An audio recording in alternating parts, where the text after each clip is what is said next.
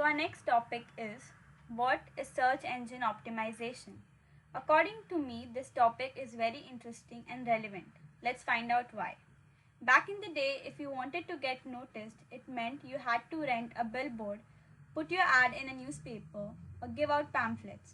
But now, with large search engines like Google, Bing, Yahoo being the go-to source of information for most of the people, to make themselves heard, people, companies, and other organizations have been seeking ways to fight and reach top search results using a process called search engine optimization, or SEO.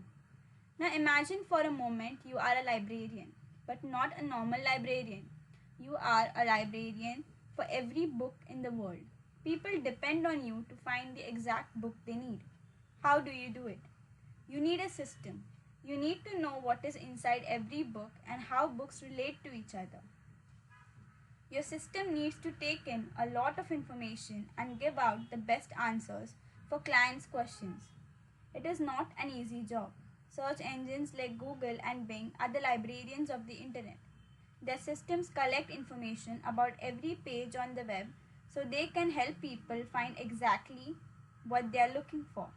And every search engine has a secret recipe called an algorithm for turning all the information into useful search engine results. Now, if you own a website, search results matter. When your page has higher ranking, it helps more people find you. The key to higher ranking is making sure your website has the ingredients search engines need for the recipe. This is called search engine optimization. As it turns out, most of the big ingredients are known. Let's take a look.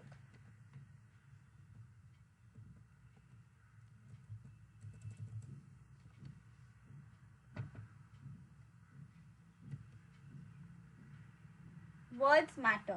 Engines account for every word on the web.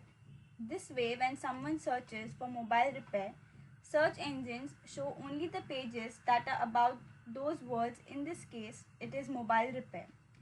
Second, titles matter. Each page on the web has an official title.